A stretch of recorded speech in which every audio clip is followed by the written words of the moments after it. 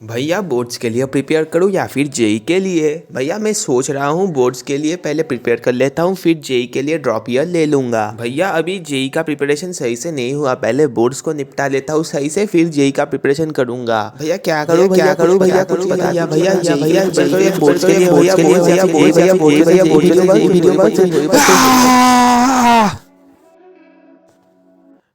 Thank God ये सपना था।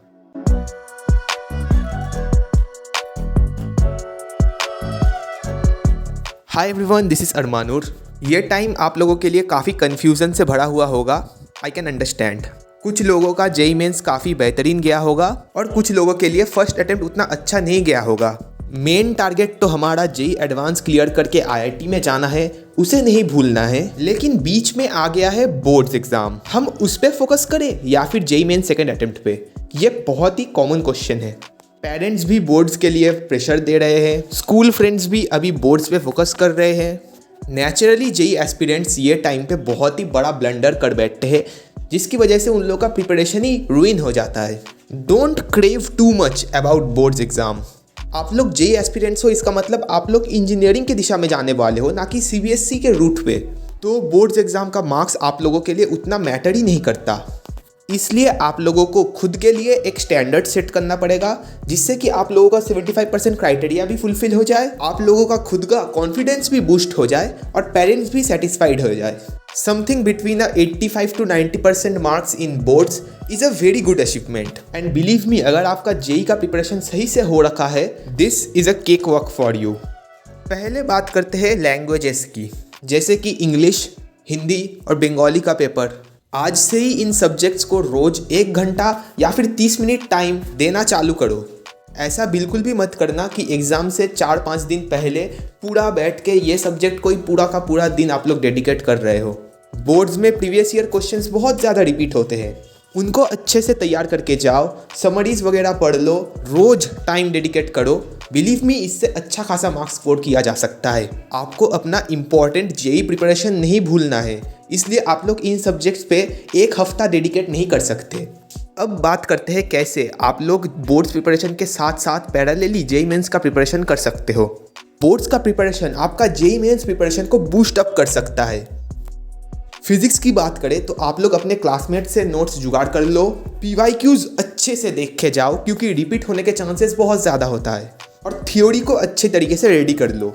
सपोज आपने मॉडर्न फिजिक्स को अच्छे से बोर्ड लेवल पे रेडी कर लिया, अब आप उस चैप्टर से रिलेटेड जेई मेंस के प्रीवियस ईयर क्वेश्चंस करना चालू करो। बहुत पुराने जेई मेंस पीवाईक्यूज करने की कोई ज़रूरत नहीं, वो सब रिलेवेंट भी नहीं है। रिसेंट पीवाईक्यूज पे ही फोकस करो क्योंकि नंबर ऑफ अटेम्प्ट्स बहुत ज़्यादा हो गए हैं, तो आप लोगों को प्रैक्टिस करने के लिए बहुत ज़्यादा क्वेश्चंस मिल जाएंगे। ऐसे ही एक एक करके सारे बोर्ड्स के चैप्टर और उसके रिलेटेड जेई मेंस पीवाईक्यूज निपटाते जाओ। जब बोर्ड एग्जाम्स पास आ जाएंगे तो उससे 2 दिन पहले सिर्फ और सिर्फ थियोरी, डेरिवेटिव्स और बोर्ड्स रिलेटेड पीवाईक्यूज अच्छे से रिवाइज कर लेना। केमिस्ट्री के लिए तो बोर्ड्स एग्जाम एक ब्लेसिंग है, इसीलिए जेई मेंस लेवल के इनऑर्गेनिक क्वेश्चंस के लिए भी एनसीईआरटी को प्रेफर किया जाता है। यहाँ पर भी हर एक चैप्टर के लिए step 1 will be cover board level theory, boards के प्रीवियस ईयर क्वेश्चंस अच्छे तरीके से देख लो।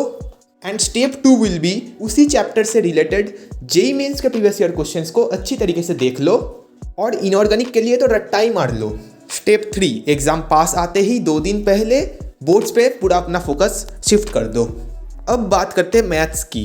अनफॉर्चुनेटली मैथ्स में बोर्ड्स लेवल और जेई मेंस लेवल में ज़मीन आसमान का फ़र्क है। स्पेशली प्रीवियस कुछ ईयर्स में जेई मेंस का लेवल तो जेई एडवांस लेवल को छूने लग गया है। स्टिल आप लोग इधर बोर्ड्स के कुछ चैप्टर और जेई मेंस में सिमिलरिटी पाओगे, जैसे कि वेक्टर और वेक्टर 3D के चैप्टर्स। अगर आप उन्हें बोर्ड्स लेवल में अच्छे तरीके से कर लिए तो जेई मेंस में भी वो लोग आपको एडवांटेज देंगे। इसलिए इधर बोर्ड्स का फॉर्मूला और क्वेश्चंस प्रैक्टिस करने के बाद भी आपको और भी हायर लेवल क्वेश्चंस करके जेई मेंस लेवल का भी प्रिपरेशन अच्छा खासा कर लेना है। Maths is all about practice and speed. जितना आप प्रैक्टिस करते रहोगे उतना ही आपका स्पीड भी बढ़ेगा और उससे आप लोगों को फाइनल एग्जाम देने में बहुत ज़्यादा बेनिफिट होगा। ब्लंडर यहाँ पर स्टूडेंट्स जो करते हैं वो है कि वो लोग बोर्ड्स पे फोकस करके जेई मेंस को पूरी तरीके से भूल जाते हैं और माइंड में सोच लेते हैं कि अगले साल ड्रॉप लेके जेई क्लियर कर लूँगा। This is a very stupid approach. क्योंकि आप अपने बोर्ड्स एग्जाम को एक टूल की तरह यूज़ कर सकते हो अपने जेईई मेंस स्कोर को और भी ज़्यादा बूस्ट करने के लिए। Specially preparing chapters like inorganic chemistry, modern physics और मैथ्स का vector for your boards exam आपको जेईई मेंस में एक अपर एज देगा कंपेयर टू ड्रॉपर्स जिनको ये बोर्ड एग्जाम नहीं देना होता। आपको अपना वही ड्रीम, वही goal of getting into an IIT बिल्कुल नहीं भूलना है। बोर्ड एग्जाम सिर्फ एक स्टेपिंग स्टोन है। अगर आप इससे डर गए तो आप जेईई क्लियर करने का सोच भी कैसे रहे हो। अपने टाइम पे मैंने पूरा साल भर बोर्ड्स एग्जाम को इग्नोर किया, फिर आखिरी महीने में ये सारे स्टेप्स को फॉलो करके ही मैंने 88% मार्क्स स्कोर कर लिया था, विच वॉज एनफ। हाँ, मैं कोविड बैच में नहीं था, मेरा बोर्ड एग्जाम कैंसिल नहीं हुआ था। अब अगर आपका जेईई मेंस एग्जाम बहुत बेहतरीन गया है, अभी फाइनल बॉस बाकी है, start preparing for JEE advanced. शायद आप बहुत ज़्यादा प्लान बना रहे हो पढ़ाई करने के लिए, बट आपको टाइम ही नहीं मिल रहा पढ़ने के लिए। Maybe you need to fix your sleep schedule. आप लोग उसके लिए इस वीडियो को चेकआउट कर सकते हो। और कोई डाउट रह गया हो तो कमेंट सेक्शन में आप लोग पूछ सकते हो। ऑल दी बेस्ट आपके अपकमिंग सारे एग्जाम्स के लिए। मैं हर वक्त आप लोगों को गाइड करता रहूँगा। बाय।